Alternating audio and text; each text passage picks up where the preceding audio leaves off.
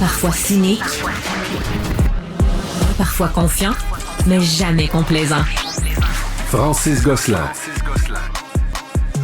Je m'intéresse toujours, évidemment, on parle beaucoup de culture québécoise, puis canadienne, puis bon, ce qu'on fait ici, puis Fred Bastien est venu plus tôt cette semaine pour nous dire qu'il fallait des crédits d'impôt, puis tout ça, puis il avait entièrement raison.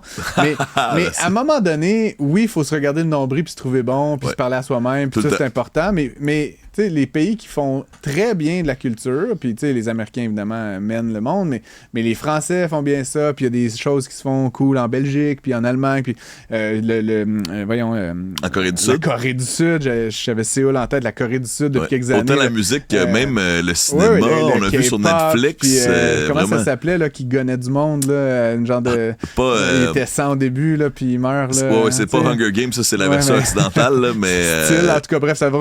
Bref, et donc, j'ai demandé à Fred Bastien, j'ai posé une colle, qui sont les Québécois d'influence sur le web, là, notamment, qui s'exportent. Oui. Puis j'ai dit, mettons que Céline, c'est l'OG exportatrice de contenu culturel. On fait un champ lexical avant de plonger dans la version Internet. Là. Céline Dion, Simple Plan, Bombardier, Cirque du Soleil. Je parlais de culture, Bombardier. OK, mais dans ce cas-là, réussite internationale, Cirque on va dire. Soleil, Bombardier, c'est trop controversé. OK, on retourne. John Lajoie.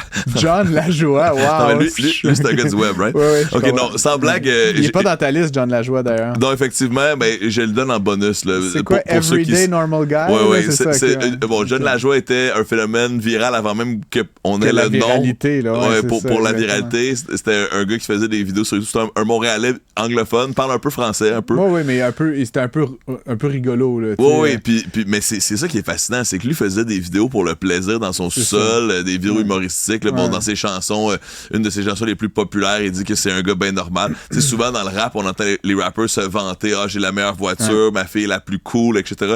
Mais là, lui, il disait juste, moi, je suis bien normal. Puis, tu sais, je suis au dep. C'était ça sa chanson. C'était ça sa chanson. Bref, et ce qui était fascinant, c'est que dans le temps, il y avait peu de compétition sur YouTube, puis même, on pensait même pas que ça allait devenir un jour un modèle d'affaires, là, tu sais. Et lui, faisait des vidéos sur YouTube, était viral. Éventuellement, il y a eu de la monétisation, fait qu'il a commencé à faire de l'argent avec ça. Y est-tu genre archi-millionnaire, John Lajoie? Certainement, parce qu'aujourd'hui, je l'ai lu quelque part qui disait je ne me serais jamais attendu à faire des millions de dollars parce que... Des millions? Oui, parce que ses chansons, c'est lui le seul propriétaire des droits. Lui, à l'époque, il n'y avait aucune étiquette de disque. Everyday Normal Guy, là, exact. C'est quand même pas rien. Là, on parle de centaines de millions de visionnements. Et même sur les plateformes musicales comme Spotify, imaginez, là, même si on dit Spotify paye seulement quelques sous quand t'as des millions de visionnements. Puis ça, c'est un gars du Québec. Bref. C'était pas en 4K, hein? C'était dans ce temps-là. Oh non, c'était filmé avec des cassettes, avec mon ami. Flip phone. Dans mon temps. Non, avant les flip phones. Ça, c'est du mini DV. Là, ça vient du Future Shop, cette caméra-là. Je vais juste faire une parenthèse. La série coréenne s'appelle Squid Game. Là, ça m'est comme revenu Squid Game, voilà, merci.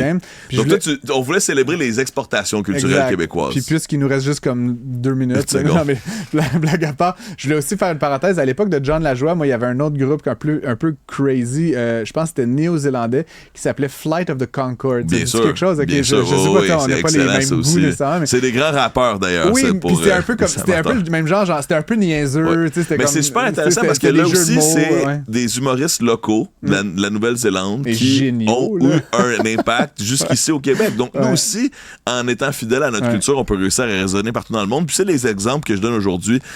Donc, horizon top 10 des influenceurs québécois qui ont eu du succès partout sur la planète. Exactement.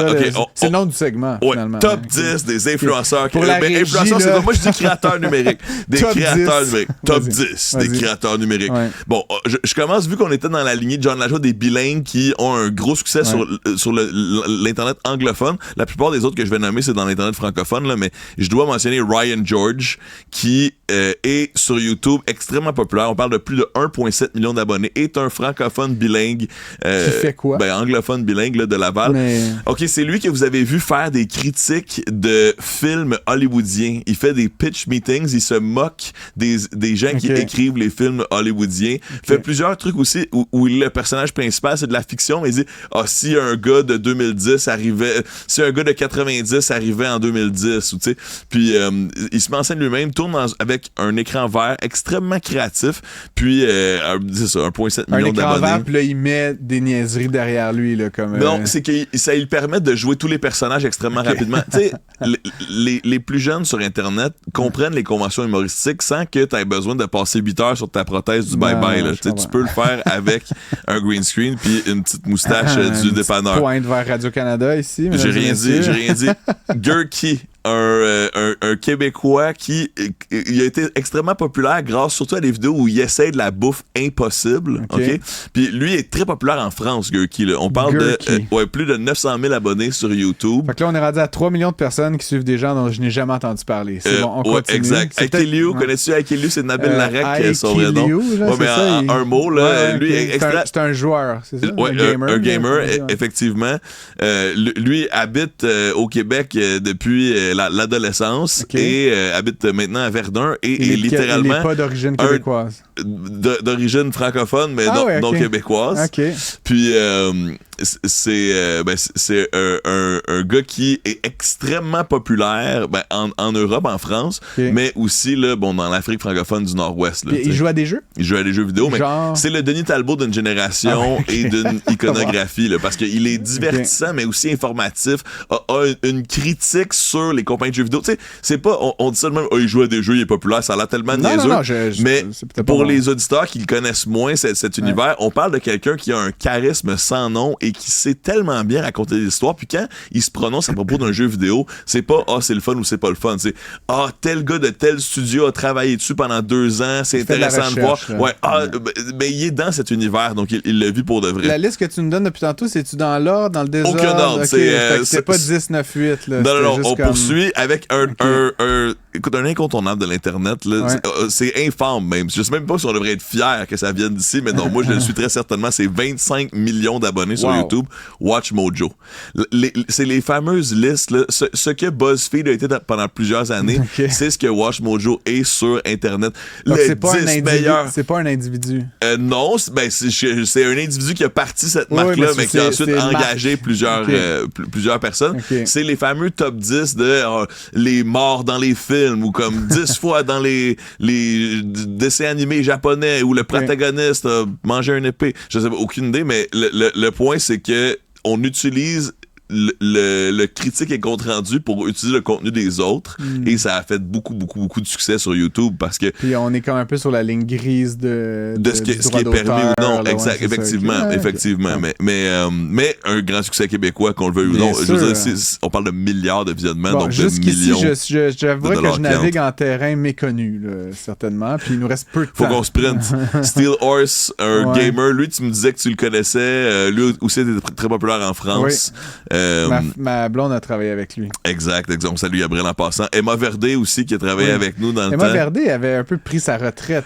Mais comme Jay-Z, elle revient parfois. Ah ouais? Jay-Z nous avait promis sa retraite dans la fin des années 90, début 2000. Emma Verdé, si tu nous écoutes, tu es la Jay-Z québécoise. Ben oui, bien sûr. Mais elle a déjà fait un rap d'ailleurs sur sa chaîne YouTube dans le temps. Oui, c'était un diss track contre Nathalie Petrovski dans le temps parce que Nathalie avait dit de quoi contre son livre. Anyway, elle était juste jalouse. Les haters. Je connais bien Emma. Là, fait que oui, on la salue. Puis non, elle, dans le fond, ça a toujours été le côté un peu plus cute. Lifestyle, exact. pastel, j'essayais de trouver un mot pour dire lifestyle, mais une vie rangée de blogueuses, on peut dire ça comme ça.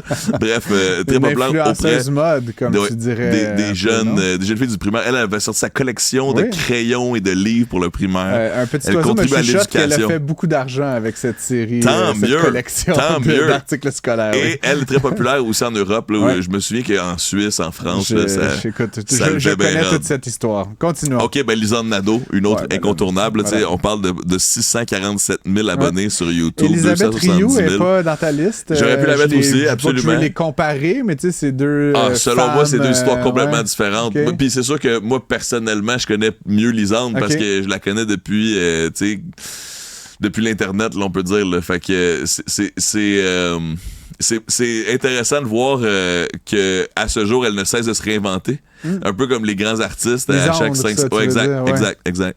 À chaque 5-6 ans. Moi, je la suis sur le web. Là, elle a eu un enfant. Exact. Je veux dire, Influenceuse maman. Elle est sobre depuis plusieurs années. Dont tu suis la vie, finalement, là, un peu. On peut dire. Elisabeth Rie aussi. Ouais. Là, puis, non, mais elles font des choses différentes. Mais je veux dire, elles lancent un truc, elles font ça, elles font tel voyage. C'est comme, tu sais quasiment où elles sont en tout temps, d'une certaine façon. Là, c'est possible. Elle a ce chum-là, elle a plus ce chum-là. Certains diraient que c'est une télé-réalité autoproduite. Exact, c'est ce que les autres mais ça me semble beaucoup mieux que de dépendre d'un producteur ou d'une productrice pour se mettre en scène. Je pas. Fred Bastien, il nous reste 2 minutes. Fait que on finit avec Cynthia Dulude, qui est maquilleuse. Je pense que depuis plus de 10 ans, elle n'a pas manqué une semaine où elle publie une vidéo sur Internet, sur YouTube, sur TikTok, entre autres. Puis je vais dire une chose à la défense de Cynthia Dulude. À la défense, personne l'attaque, non, mais parce que j'entends souvent c'est du maquillage. C'est de l'art. Oui, mais puis j'ai pas d'avis sur le maquillage, je me maquille pas, mais Cynthia Dulude, c'est pas du maquillage, c'est comme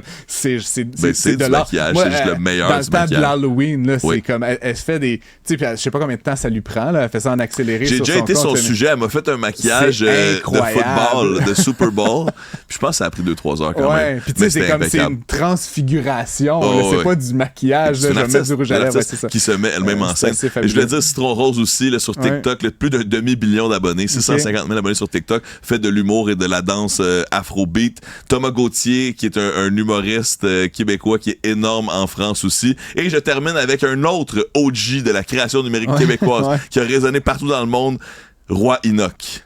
Roi Inoc. Non, mais ça, c'est plus un vieux meme, mais en France, il est énorme. Non, t'as jamais entendu ça? C'est un rapper? Tu taperas dans Google Roi Inoc, mon médaillon touche à. Puis je pense que ça va avoir. Mon médaillon touche. Ça va avoir du plaisir, je pense. OK. Enola Bédard?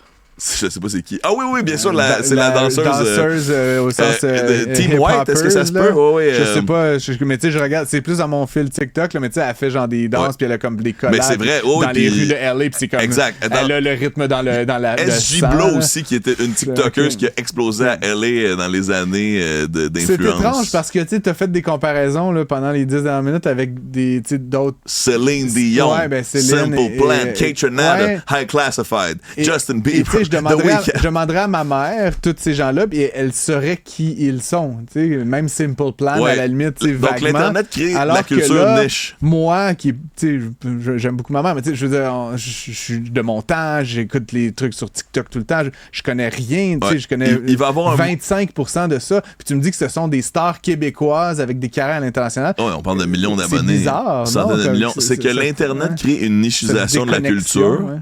Puis il va avoir moins de superstars, mais plus de gens qui gagnent leur vie avec leur art. C'est un paradoxe intéressant. C'est le long tail. C'est toujours d'explorer. Exact. Donc moins de géants, mais plus de personnes qui peuvent exister puis vivre de manger des fruits bizarres sur Internet comme Gurky. J'en profite pour saluer ma maman, parce que là, je viens de dire des choses à son sujet, puis c'est une femme intelligente. Et mais moi, j'aimerais saluer toutes les mamans. Toutes les mamans. Quelle belle fin de segment.